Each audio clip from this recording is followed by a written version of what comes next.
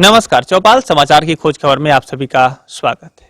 आज चौपाल समाचार की खोज खबर टीम पहुंची है मुजफ्फरपुर नगर क्षेत्र के वार्ड संख्या 27 में, जहां पर हमारे साथ मौजूद हैं इस वार्ड के निवासी और वर्तमान वार्ड पार्षद अजय कुमार ओझा जी। आज हम इनसे बात कर ये जानेंगे कि इस वार्ड 27 जो मुजफ्फरपुर नगर क्षेत्र है, इसकी क्या स्थिति है, यहाँ क्या कुछ विकास हुआ है, आगे आने वाली क्या कुछ संभावनाएं बची है जिस पर काम होना बाकी है, और अभी जो कोरोना की वैश्विक महामारी है इसमें यह जो वार्ड है वो कैसे निपट रहा है, इन्हीं सब विषयों पर हम लोग बात करेंगे। अब दर्शकों को कहना चाहेंगे कि ये कार्यक्रम अगले 10 से 15 मिनट का होगा, जिसमें हम इस वार्ड की वस्तुस्थिति से आपको अवगत कराने का प्रयास करेंगे और साथ ही साथ आपसे भी आग्रह करेंगे कि आप यदि इस वार्ड से जुड़े हुए हैं या आप यदि इस वार्ड में कोई सजेशन देना चाहते हैं और कुछ जानकारी के लिए कोई प्रश्न पूछना चाहते हैं तो कमेंट के माध्यम से जरूर हमें सूचित करें। हम आपके द्वारा किए गए कमेंटों का जवाब और उसके संबंधित प्रश्न का जवाब आप तक पहुंचाने का प्रयास करेंगे। हम आपसे यह भी आग्रह करेंगे कि यदि आप इस कार्यक्रम से अभी यूट्यूब से जुड़े हैं तो जरूर यूट्यूब को सब्सक्राइब, हमारे चैनल को सब्सक्राइब कर लें चौपाल समाचार को, जिससे कि आगे भी इस तरह की जानकारी आपको मिलती रहे। अगर आप सोशल मीडिया के अन्य प्लेटफॉर्म जैसे फेसबुक है, इंस्टाग्राम है, इन सब जगहों पर भी अगर आप मुझे देख रहे हैं तो वहां पर आप उसको फॉलो कर सकते हैं, जिससे कि आपको ऐसी जानकारी मिलती रहे। तो अजय जी, आपका बहुत बहुत स्वागत है मेरे इस कार्यक्रम में। धन्यवाद। अजय जी, आप जैसी जानकारी मुझे मिली कि आप लगभग 15 वर्षों से सक्रिय सामाजिक कार्यकर्ता रहे। आप नगर निगम क्षेत्र में जो स्वच्छता अभियान है उसके बहुत ही मतलब कि आगे बढ़ चढ़ कर हिस्सा लेने वाले में से एक हैं, जिसमें कि हमारे दर्शक भी आपको कई बार देख चुके हैं और आप अभी स्वच्छता दूत के रूप में यहाँ पर काम कर रहे हैं। अब बताएं अपने वार्ड में कि अभी आपके नज़र में यहाँ वार्ड के विकास को लेकर क्या कुछ स्थिति है, क्या कुछ विकास हुआ है अभी तक? जो लगभग हमारा 3 वर्ष बीता है, 3 वर्ष में हम जो और जितना बढ़ चढ़ के हम अपेक्षा कर रहे थे उसमें कहीं ना कहीं एक लास्ट 6 माह जो बीता है वह लॉकडाउन एक बाधक के रूप में बीता है। लेकिन विकास का कार्य हुआ है और विकास एक ही तरह का विकास, रोड नाला बन जाए, यही विकास से अगर लोग जोड़ते हैं तो इससे थोड़ा सा ही परिवेश को बदल कर देखना होगा। हम जब वार्ड पार्षद बने तो हमें याद है कि हमारा वार्ड 27 क्षेत्र बहुत गंदगी के मारे में एकदम पूरी दूसरी नज़र से लोग देखते थे। उससे हम निकलने का प्रयास किए हैं, अभी भी उसमें ज़रूरत है बहुत सारे कार्य करने की, हम कर भी रहे हैं। लेकिन मूल रूप से जो एक साफ सफाई जो लोगों का दिनचर्या है, आज अपने घर में हम साफ सफाई रखते हैं, अपने आप को स्वच्छ रखते हैं, बस सड़क गली की बात हम कर रहे हैं कि उसको और बेहतर बनाने की ज़रूरत है। हमारे वार्ड 27 के साथ साथ और शहर के ऐसे बहुत जगह है जिसको ठीक करने की ज़रूरत है। जी, तो स्वच्छता को लेकर आप बहुत ध्यान दे रहे हैं अपने वार्ड में, ये कहना चाह रहे हैं? जी, निश्चित रूप से। बाद बाकी तो सरकार विकास कार्य जो कर रहे हैं, रोड नाला पानी लाइट, यह तो सरकार की योजना है, सरकार देगा उसे मैं उस रूप से मैं लोगों के ज़रूरत के हिसाब से वहाँ पर प्रस्तुत करता हूँ। जो हमारे हाथ का चीज़ है उसको हम बढ़ चढ़ कर भाग लेके उसको सफल बनाने में हम लगे रहते हैं। जी, तो आप सभी दर्शकों से हम ये कहना चाहेंगे कि यदि आप इस वार्ड से जुड़े हुए हैं या इस मुजफ्फरपुर क्षेत्र से जुड़े हुए हैं और इस वार्ड के विषय में जानते हैं तो अपना कमेंट भी जरूर करेंगे। अजय जी ने कहा कि यहाँ पर स्वच्छता को लेकर ये काम कर रहे हैं और सरकार की जो भी योजना यहाँ तक पहुँच रही है उसको पहुँचाने में भी अपने स्तर से जो भी ज़रूरत स्टेप होता है वो लेकर यहाँ तक पहुँचाने का प्रयास कर रहे हैं। अजय जी, अभी आप बताएं कि आपके वार्ड में जो सरकार के द्वारा सीधे लाभ देने की योजना में सबसे पहले आता है राशन कार्ड, और उसके संबंधित जो योजना है खाद्यान्न आपूर्ति की, उसको लेकर क्या स्थिति है आपके यहाँ? क्या जितने भी लाभों की पात्रता रखते हैं उन लोगों को राशन कार्ड मिल गया है? देखिए, एक आध चीज़ इसमें थोड़ा सा परेशानियां हैं। भले सरकार इसमें पेपर के माध्यम से जो घोषणाएं करती हैं वह घोषणाएं अमली जामा जमीन पर आता है कि नहीं, जो सरकारी नुमाइंदे हैं जिस कार्य में लगे हुए हैं वह सही पूर्वक कर रहे हैं कि नहीं, इसकी मूल्यांकन न होने के कारण कहीं न कहीं आज राशन की जो आप चर्चा कर रहे हैं उससे लोगों को जूझना पड़ रहा है, कुछ परेशानियां हैं। ठीक है, राशन कार्ड बना है, लेकिन आज लॉकडाउन के अवधि में जब लोगों की पीड़ा नज़र आई, लेकिन आप आरटीपीएस के माध्यम से राशन कार्ड कहते हैं कि हम 1 माह में उपलब्ध कराएंगे, और विगत 2017-18 से जो लोग आवेदन किए थे उनको आज तक भी आप राशन कार्ड नहीं दिए। लेकिन बीच के दिनों में नगर निगम के माध्यम से कुछ आवेदन लिया गया था, उस माध्यम से राशन कार्ड बन के त्रुटिपूर्ण राशन कार्ड बन के आया है। जो फुल फ्रेजर में राशन कार्ड वह नहीं है। लगभग 75 से 80% लोगों का राशन कार्ड आया है, लेकिन वह कार्ड फुल फ्रेजर में नहीं, यानी कि जैसे कि 5 आदमी का राशन कार्ड है और 1 आदमी का नाम आया है, वो भी शुद्ध नाम नहीं आया है। आज भी वह राशन कार्ड मिल गया है, लेकिन वह राशन कार्ड लेकर घूम रहा है, जनता हम लोग के पास आ रहा है। हम लोग डीलर के पास कहते हैं, डीलर कहता है कि आवंटन नहीं है। सरकारी जो बाबू है वह कहते हैं कि डीलर के यहाँ आवंटन है, तो फिर राशन क्यों नहीं दे रहा है? इसमें सरकारी स्तर पर बढ़ चढ़कर भाग लेने की ज़रूरत है। वैसे लोगों को देखें कि राशन उसे क्यों नहीं मिला है। हम लोगों को सरकारी बाबू के नज़दीक फ़ोन जब करते हैं तो वह डीलर की बात कह देते हैं, और डीलर कहता है कि हमारे पास आपूर्ति नहीं है। तो हम लोग थोड़ा सा इसमें डिस्टर्ब, इधर वर्तमान के दिनों में जब राशन कार्ड बन के आया है तो हम लोग थोड़ा सा डिस्टर्ब हो गए हैं। लेकिन जो लॉकडाउन का अवधि था उसमें जो सरकार के द्वारा यह कहा जाता था कि 2 दिन में हम राशन कार्ड उपलब्ध करा देते हैं, 4 दिन में, 15 दिन में, 1 महीना में, वह चीज़ हवाई रहा है। वैसे में समाज ने ही बढ़कर भाग लिया है, और आज तक वैसे लोगों को समाज ही देख रहा है। सरकारी स्तर पर वैसे लोगों को कुछ नहीं मिल पाया है अभी तक। जी, तो आप दर्शकों को बता दें, चूँकि हमारे इस दर्शक में आप यहाँ वार्ड से भी जुड़े हैं, मुजफ्फरपुर से जुड़े हैं, और इस क्षेत्र से जुड़े हुए संबंधित अधिकारी, पदाधिकारी और जनप्रतिनिधि भी हैं। हम आपसे ये आग्रह करना चाहेंगे, चूँकि अजय जी ने जो बात कही एक ऑथेंटिक व्यक्ति हैं, चूँकि यहाँ के वार्ड पार्षद हैं, और इन्होंने बात कही है कि यहाँ पर राशन को लेकर समस्या है।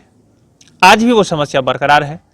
अब वो समस्या क्या है, कैसे उसका निदान निकलेगा, इस सब के ऊपर काम करने की आवश्यकता है। तो हम चौपाल समाचार के माध्यम से बयान करना चाहेंगे कि यदि आप इसके संबंध में कोई निदान निकाल सकते हो, अगर आप निकालने में समर्थ हो, तो अपने से जरूर मदद करें।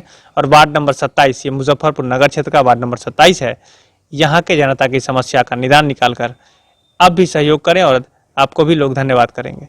तो अजय जी, आप ये बताएं कि आपने राशन को लेकर तो समस्या बता दिया, आगे जो सामाजिक सुरक्षा पेंशन योजना है उसकी क्या स्थिति है आपके वार्ड में? हमारे यहाँ जो पेंशन की जो योजना है, जो पहले से जो पेंशन चलते आ रहा है, जब पहले जाकर लोग पेंशन लेते थे, और जब जिससे हम लोग पार्षद बने उसके बाद एक अकाउंट के माध्यम से यह बहाली की व्यवस्था हुई कि डायरेक्ट बेनिफिट जो सरकार से मिलना है उसको डायरेक्ट अकाउंट में आए। यह तो बहुत ही अच्छा कार्य हुआ।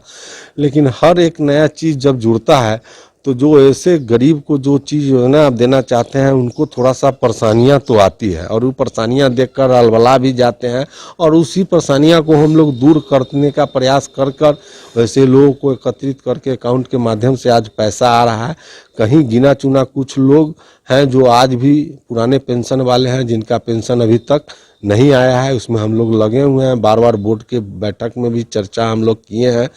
चर्चा के माध्यम से हम लोग का जो अपना एक बोर्ड, निगम बोर्ड की बैठक है, अपनी बात को मैं वहीं रखता हूं और रखा हूं। उस पर नगर आयुक्त ने हमें भरोसा दिया है कि बहुत जल्द वैसे लोगों का पेंशन आएगा। और जो नए पेंशन जो सरकार के द्वारा अभी कहा गया कि 60 वर्ष से ऊपर जो भी वैसे मजबूर लोग हैं, वैसे लोगों को हमने चिन्हित करके जो भी लोग हमारे पास आए हैं, चाहे वैसे लोगों को पेंशन बनवाने का हम प्रयास किए हैं। कुछ लोगों का पेंशन आना भी शुरू हो गया है, और कुछ लोग के अब इंतजार में है जो नहीं आया है। लेकिन पेंशन का ठीक है, जो ज़रूरतमंद है उसको पेंशन देना है, और वह मिल रहा है। जी, तो पेंशन जो है सामाजिक सुरक्षा पेंशन योजना, उसकी स्थिति इनके नज़र में ठीक है, आप दर्शकों के नज़र में कैसी है? और यदि आप इस वार्ड से जुड़े हैं तो जरूर बताएंगे कमेंट के माध्यम से। अब बताएं कि अभी आपके वार्ड में पेंशन की बात कहे हैं, हम थोड़ा सा इस फार्मूला को हम समझे नहीं। जब सरकार के द्वारा यह कहा जाता है कि विधवा पेंशन, विधवा पेंशन, तो ये जो विधवा पेंशन है उसमें एक समस्या यह आ रही है कि आज सरकार के द्वारा यह बताया जाता है कि कोई 40 वर्ष के नीचे कोई महिला का पति अगर स्वर्गवास हो गया है तो उनको विधवा पेंशन का लाभ मिलेगा, वहाँ पर कोई एपीएल बीपीएल नहीं देखा जाता है। लेकिन वही 40 वर्ष के बाद अगर कोई मरता, 40 वर्ष से 60 वर्ष तक के बीच में अगर कोई महिला अगर विधवा बनी है तो उसको उसमें बीपीएल रहेगा तभी उसको उसका लाभ मिलेगा। यह समझ से हमारे परे हैं। बहुत ऐसे लोग हैं जो सामान्य जाति से है लेकिन बहुत कमज़ोर हैं और उनको विधवा पेंशन की आवश्यकता है, लेकिन बीपीएल बाध्यता के कारण वैसे लोग को हम पेंशन नहीं दे। या तो आप पेंशन की जो विधवा पेंशन की परंपरा है उसको जब से वो विधवा हो रही है तब से उसको पेंशन लागू करिए जब तक वह जिंदगी है, अन्यथा फिर इस तरह का जो पूरे तरह से बीपीएल रहेगा लेकिन यह 40 और 60 के बीच में आप फंसा कर रखे हुए हैं, यह थोड़ा सा बड़ा गजब लगता है, जो ऐसा नहीं होना चाहिए था। तो अजय जी ने अपने व्यक्तिगत अनुभव और व्यक्तिगत विचार को भी रखा है कि जिस तरह के नियम है तो उस पर थोड़ा सा बदलाव होना चाहिए, तभी ज़्यादा से ज़्यादा लोगों को मदद मिल पाएगी। हम भी आशा रखते हैं कि आप सभी, चूंकि जो नियम है सरकार के स्तर पर वो कई एक्सपर्ट लोग मिलकर इसको बनाते हैं, तो क्या कुछ उन्होंने सोचा है इस पर भी हम लोग को ध्यान देने की आवश्यकता है और संभवतः निदान निकलेगा। जैसे पहले भी वृद्धजन पेंशन योजना में कुछ अलग बातें थी और फिर निकला है, आगे रास्ता निकलेगा। तो अब बताएं कि आपके वार्ड में जो लोग, चूंकि देखा गया है कुछ लोग आपके यहाँ झुग्गी झोपड़ी में भी रहते हैं, ऐसा क्षेत्र में देखा गया है, तो आपके यहाँ जो प्रधानमंत्री आवास योजना है उसको लेकर क्या स्थिति है? देखिए, जो झुग्गी झोपड़ी है वो तो सलम बस्ती है। अरे क्या हम बतावे, जब इस तरह की बात करते हैं तो सलम बस्ती में भी जो पूर्व में यहाँ पर पार्षद रहे उनके द्वारा भेदभाव किया गया है, यह दुखद है। गरीबों को सलम बस्ती में जो बांटा गया, जो लोगों का एक अपना निजी जगह है उसको वह सलम बस्ती बताते हैं। ठीक है, मझौलिया चौक पर, मझौलिया रोड में यह जो सलम बस्ती है वह जायज़ सलम बस्ती है, लेकिन साथ साथ जो और भी सरकारी क्वार्टर में वैसे लोगों हैं उसको सलम बस्ती के सूची में रखा ही न गया। कहीं ना कहीं तुष्टीकरण किया गया, पक्षपात किया गया, जिसके लिए परेशानियाँ आई हैं, लेकिन हम उस परेशानियाँ से उबरने में लगे हैं और बहुत हद तक उबरे हैं। अब रही बात आवास की, बात आप बोल रहे थे कि वैसे लोगों की पुनर्वास के लिए क्या हुआ, तो जो सलम बस्ती के लोग हैं उनके पुनर्वास के लिए अभी तक सरकार की जो योजना हम लोग सुनते आ रहे हैं वही सुन रहे हैं। पुनर्वास मकान बनाकर उसको सुपुर्द करने की बात जो हो रही है वो अभी तक इस शहर में ही नहीं, मेरे वार्ड क्या पूरे शहर में नज़र हमें नहीं पड़ा है। वर्तमान समय में जो आवास योजना, जिनको गरीबों को छत मिलना है, वैसे लोगों को, जैसे हमारे वार्ड में भी हम लगभग सलम बस्ती से लेकर और वैसे आवास वाले लोगों के लिए लगभग 750 की सूची बनाए थे। पिछले साल लगभग 40 से 43 ऐसे लोगों को फर्स्ट फेज में फर्स्ट किस्त के लिए जो आवास योजना का जो फ़ायदा होता है उसके लिए आवेदन हुआ था। उसमें भी कुछ कागज़ त्रुटिपूर्ण है, जो हम लोग प्रयास कर रहे हैं कि ऐसे लोगों को कागज़ ठीक करवा के दें। और कुछ लोगों को इंदिरा आवास मिला है, लेकिन इस चीज़ में हम एक चीज़ और कहना चाहते हैं। हम जान रहे हैं कि आप गरीब को आवास देना चाह रहे हैं, लेकिन उस गरीब को आवास देकर आप उस गरीब से ऐसा चीज़ खोजते हैं जो हम समझते हैं कि अगर कहीं थोड़ा ज़मीन है तो वह बाबा दादा के नाम से ज़मीन है और आज भी वह ज़मीन उसी बाबा दादा के नाम से है और उसी में वह 2 भाई गुजर बसर कर रहा है। तो यहाँ पर अभी तक उसका कागज़ बाबा दादा के नाम पर है, वही बाबा दादा के नाम पर है और यहाँ पर उसके नाम से कागज़ नहीं आया। इसमें जो यह बीच में आपके नाम पर कैसे आया, इसके लिए एक बाधा उत्पन्न होती है। बीच के दिनों में बहुत सारा रसीद, जब वो लंबा रसीद कटाएगा तो उसका मलगुजारी जमा होगा, तो वह मलगुजारी के माध्यम से उसका जब एलपीसी बनेगा, तो यह सब तरह का समस्या है। वैसे लोगों को और पुनर्वास करना है तो समस्या को भी निपटाना होगा और हम लोग प्रयास कर रहे हैं, लेकिन सरकारी स्तर पर थोड़ा सा कहीं ना कहीं हमारी व्यवस्था कमज़ोर पड़ती है, उसमें थोड़ा सा हम लोग को परेशानियां आती हैं। लेकिन आवास का पेमेंट हुआ है और इंतजार में है लोग और होगा भी जी। तो आवास को लेकर अभी पेमेंट भी हुआ है, लेकिन थोड़ी समस्या भी आपने बताई है। हम दर्शकों से कहना चाहेंगे कि देखिए, अभी जो हम जानकारी प्राप्त कर रहे हैं अजय ओझा जी से, ये ग्राउंड की रिपोर्टिंग है, जहाँ पर विकास हुआ है और जहाँ पर विकास होना है, उन सब बातों को हम बात कर रहे हैं और आप तक पहुँचाने का प्रयास कर रहे हैं। अजय जी ने जो बातें कही कि प्रधानमंत्री आवास योजना में कुछ कागजात को लेकर समस्या है और भी अन्य जो समस्या इन्होंने बताई है वो ग्राउंड की रिपोर्टिंग है। तो इसमें हम दर्शकों के माध्यम से यह आग्रह करना चाहेंगे कि जरूर इसका जो आकलन है उसको कर और सही व्यवस्था कायम कर लोगों के सहयोग करने की आप सभी मदद करेंगे, हमारी आशा है। अजय जी, आप बताएं कि कोरोना की वैश्विक महामारी, अभी हमारी पहली मुलाकात है, इसीलिए मैं शॉर्ट में जाना चाहूँगा कि कोरोना की वैश्विक महामारी हुई, साथ ही साथ शहर में जल जमाव की भी समस्या हुई, उसके अलावा और बहुत सारी समस्या है जिससे शहर जूझ रहा है, तो आपका वार्ड भी जूझ रहा होगा। तो अब बताएं कि आप इन सब चीज़ों से कैसे निपट रहे हैं या आपकी स्थिति क्या है वार्ड की? देखिए, कोरोना, जल, आप जो भी चीज़ यह बोले हैं यह सब अलग अलग समस्या है। ठीक है, रिलेटेड है, लेकिन समस्या अलग अलग है। कोरोना पर हम चर्चा करते हैं। हमें याद है कि अप्रैल से लोग इसमें आ गए थे और अप्रैल जो कोरोना का जो एक पहले जो भय बन चुका था, वह भय अब लोगों से कुछ खौफ कमा है। डर तो आज भी बना हुआ है और लोग सचेत भी हैं वैसे लोग, लेकिन कुछ पेट के खातिर वह चीज़ भी भोर पड़ गए हुए हैं, वो अपने कार्य में लग गए हैं। अब उसमें इसीलिए कोरोना में जो एक सिस्टम सरकार के द्वारा चलाया गया, जिससे हम लोग काफ़ी उम्मीद किए और सामने जो गरीब लोग थे वो भी उम्मीद किए कि कोई परेशानी होने वाला नहीं है। लेकिन जब ज़मीन पर वह आते आते कहीं ना कहीं वह धीमा पड़ गया, जो दुखद है। और इस दुखद हम इस मामले में कि जो हमारी व्यवस्थापक, जो यहाँ व्यवस्था देने वाली लोग हैं, वैसे लोगों के कारण इस तरह की परेशानी आई है। आप फिर कह रहे हैं कि यह कोरोना काल में आज वैसे लोगों के लिए सरकार जो एक राशन की व्यवस्था की, वैसे लोगों को आज तक राशन नहीं दे पाया। ऐसे लोगों को समाज के जो प्रबुद्ध लोग बढ़ चढ़ कर भाग लेकर ही वैसे लोगों को जिंदा रखे हुए हैं।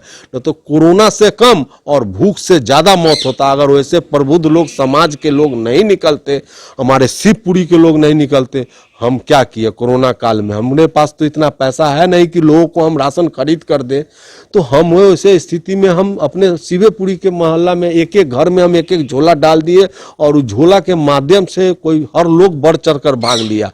कोई 5 किलो अनाज, कोई 20 किलो अनाज, कोई 30 किलो अनाज, ऐसे लोग। और कुछ लोग ऐसे भी दाता मिल गए कि मोटा अनाज खरीद के दे दिए, जिससे हम लोगों से द्वारा असुला हुआ लगभग 15 कुंटल अनाज हम प्राप्त किया। और कुछ दाता मिल गए, वह मिला के हमको लगभग 15-17 कुंटल अनाज एकत्रित करके और जब हम लोगों को राशन वितरण किए तो ऐसे लोगों के चेहरे पर कुछ मुस्कान लौटी, है ना।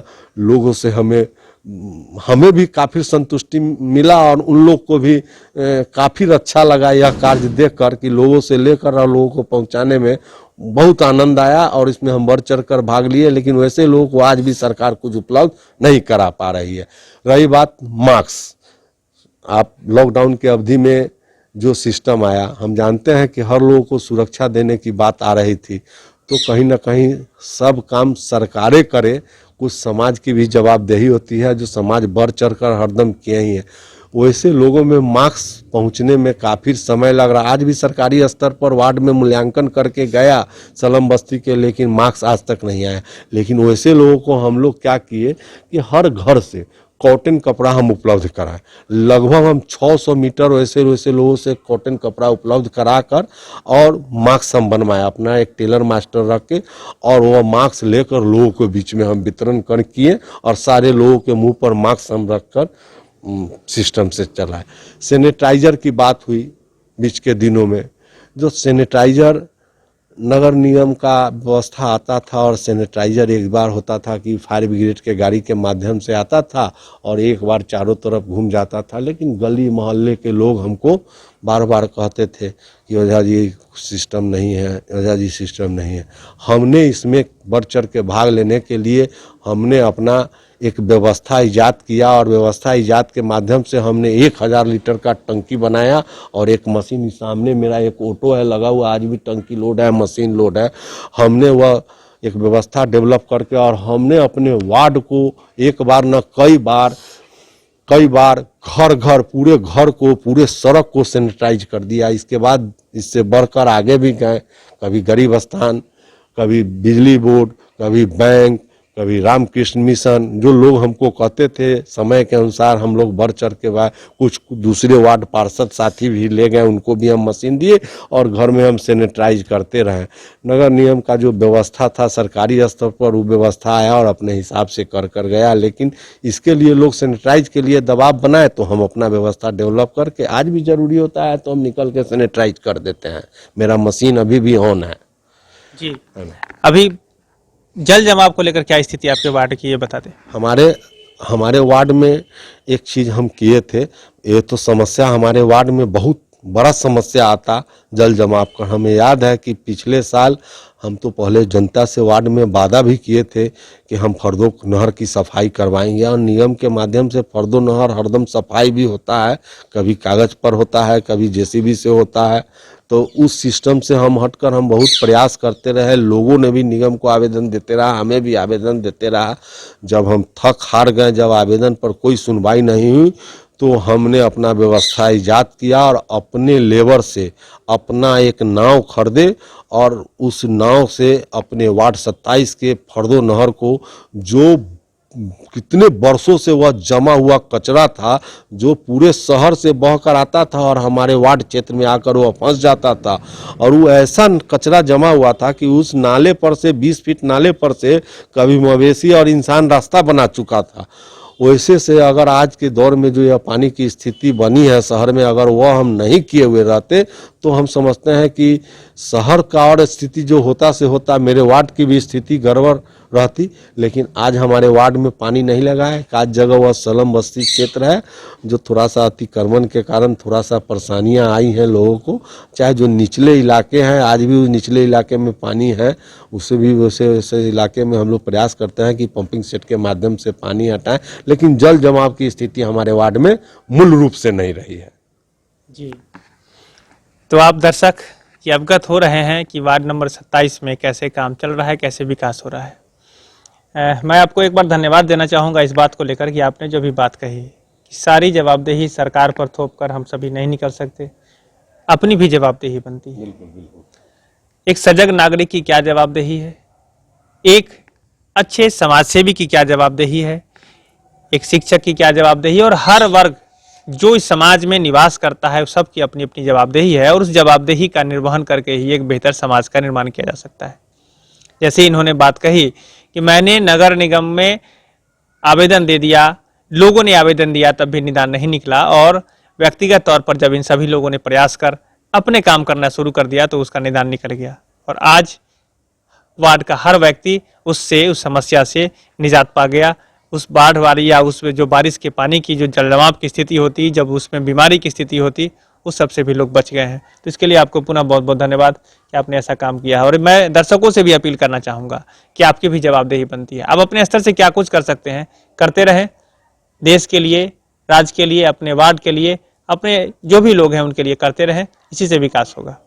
आखिरी में बताएं कि अभी आगे जो आपका कार्यकाल है उसमें आप अपने वार्ड के बेहतर बनाने के लिए क्या कुछ करने वाले हैं, आप योजना क्या है, हमारे दर्शकों को बताएं। देखिए, सबसे पहले तो जो विकास कार्य है, फिर वही कह रहे हैं कि विकास कार्य जो सरकार के द्वारा वह व्यवस्था है, जो हमें मिलेगा उसको मैं स्वतः ला दूंगा, लेकिन जो एक अपने आप को इंसान में एक बदलाव की जरूरत है बहुत। सब कुछ, फिर अभी आप बोले हम कि सब कुछ सरकारें नहीं, लेकिन जो ही हमारा यह कहना है कि सब कुछ सरकार नहीं है, बात तो हम बोल रहे हैं कि कुछ मॉडल, लेकिन हम कह रहे हैं इसी में हमको तालमेल बनाना है।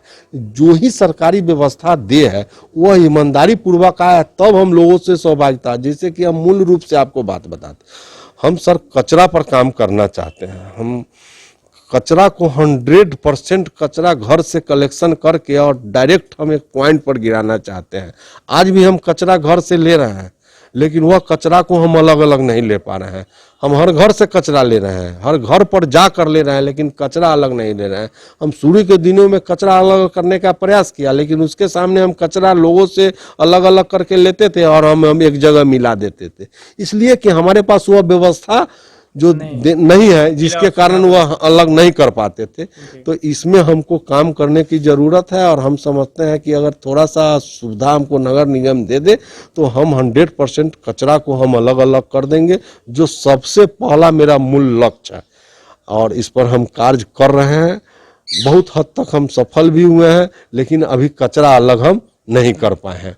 मूल चीज है। अब रही बात की विकास की, जो बात आप किए हैं, विकास का कार्य, विकास का तो पैमाना कुछ नहीं है, लेकिन विकास जो पहले और अब आकलन करते हैं लोग तो बेहतर महसूस करते हैं। हमारे समझ से थोड़ा बहुत परेशानियां हैं लोगों से, जैसी हमें संवाद मिलता है हम भरसक प्रयास करते हैं कि लोगों की आवाज़ बनकर इनकी आवाज़ हम वहां पहुंचाएं और उस समस्या का समाधान हम करें और करते रहे हैं, अनवरत और करते रहेंगे। चलिए, तो अजय जी आपका बहुत बहुत धन्यवाद हमारे इस कार्यक्रम में भाग लेने के लिए। दर्शकों का भी धन्यवाद कि आप इतने समय तक जुड़े रहे हैं। आपने अभी वार्ड 27 मुजफ्फरपुर नगर निगम क्षेत्र के वार्ड 27 की स्थिति से अवगत मैंने आपको कराने का प्रयास किया है। अजय जी ने वो सारी बातें बताई है। इन्होंने जो आखिरी में कहा कि कचरा प्रबंधन को लेकर इनका काम आगे चलना है, जिसमें गीला कचरा, सूखा कचरा, इन सबको अलग अलग कर उसके बेहतर प्रबंधन के लिए ये काम करना चाहते हैं। तो हम आप सभी दर्शकों के माध्यम से भी संबंधित अधिकारी, पदाधिकारी और जनप्रतिनिधि सभी लोगों से भी ये बात आग्रह करेंगे कि यदि इनको करने की इच्छा है और ये समाज के सहयोग के लिए कार्य होगा, तो इसमें आप सब भी मदद कर इनको उन तक पहुंचाने, उस काम को करने के लिए अपने स्तर से माहौल बनाने का प्रयास करें। इन्हीं सब बातों को लेकर अजय जी आपका बहुत बहुत धन्यवाद। अब भी आप हमारे दर्शकों को और कुछ कहना चाहें तो एक बार बताएं। बस चौपाल समाचार के माध्यम से आप सभी चौपाल से जुड़े लोग को हम धन्यवाद देते हैं और आपको भी हम विश्वास दिलाते हैं कि ऐसे आपके सारे सवाल का हमने जो ही बना है हम जवाब दिया और ऐसे हौसला हमें मिलता है और हमको आगे बढ़कर इसमें काम करना है। और मैं आपको भरोसा देता हूँ जनता का जो, हाँ एक चीज़ और हम कहना चाहें, आप तो इसको, जैसे एक चीज़ हमारे यहाँ बहुत बड़ी समस्या है, हम इसको कहते हैं इसकी आवाज़ आप भी बने। आज हमारे वार्ड का 1918 का एक स्कूल है, बालिका उच्च विद्यालय है ना, जो भूमिहीन स्कूल है ना, और वह स्कूल हमारे वार्ड से बहुत आगे, वार्ड नंबर 27 का स्कूल वार्ड 28 नहीं वार्ड 29 में चल गया है और बच्चों को शिक्षा में बहुत परेशानी होती है। इस पर जिला अधिकारी को हम आवेदन भी दिए हैं और फिर हम उनका डेलीगेशन बना के मिलना चाहते हैं कि एक स्कूल हमारे वार्ड में जो स्कूल है उसको स्थापित करें। और उसके लिए हमारे वार्ड में बहुत ऐसे सरकारी जगह है, एक ही PWD डिपार्टमेंट का, उसमें से एक जगह मिल जाए और हम वो स्कूल स्थापित करें और गरीबों को बच्चा को सही शिक्षा मिले। इसके लिए सरकार भी तत्पर है, हम लोग भी तत्पर हैं, ताकि ये व्यवस्था आपके माध्यम से हम सरकार तक, जिला अधिकारी तक पहुंचाना चाहते हैं, जिला शिक्षा पदाधिकारी तक, कि हमारे वार्ड में एक स्कूल स्थापित किया जाए। तो आपका बहुत बहुत धन्यवाद अजय जी, आपने वो सारी बातें बताई। मैं अपने माध्यम से भी आप सभी से आग्रह करता हूं, चूंकि बात स्कूल की है और स्कूल जो इन्होंने बात बताई है कि इसी वार्ड से संबंधित है, भूमिहीन होने के कारण, जगह नहीं होने के कारण वार्ड से अलग चला गया है। तो ये हक बनता है मेरे ही विचार में और आप सभी के विचार में भी जरूर ऐसा है कि इस वार्ड में स्कूल का संचालन होना चाहिए और यदि ऐसा होता है तो यहाँ के लोगों की बहुत मदद मिलेगी, जैसे अजय जी ने भी कहा है। तो आप सभी से आग्रह है कि अपने स्तर से जरूर प्रयास करें, मदद करें और इस नेक काम में अपना सहयोग देकर इस वार्ड के लोगों के धन्यवाद को भी आप प्राप्त करेंगे। तो अजय जी आपका पुनः बहुत बहुत धन्यवाद। दर्शकों का भी धन्यवाद। ऐसे ही खबरों को लेकर आगे भी हम बने रहेंगे, आपको ग्राउंड की रिपोर्टिंग पहुंचाते रहेंगे। आपसे पुनः आग्रह करते हैं कि यदि आप हमारे इस वीडियो को YouTube पर देख रहे हैं तो चैनल को जरूर सब्सक्राइब कर लें, क्योंकि आपके सब्सक्रिप्शन और आपके जो प्यार से ही हम आगे काम करने का हमें मौका मिलता है और हमें अच्छा लगता है कि हाँ आप हमें प्यार दे रहे हैं। तो ऐसा करें और आगे भी ऐसे ही खबर को लाते रहेंगे। आप सभी का बहुत बहुत धन्यवाद। कैमरा पर्सन धीरेन्द्र कुमार के साथ मैं हूँ अभिषेक आनंद, चौपाल समाचार मुजफ्फरपुर के लिए। धन्यवाद।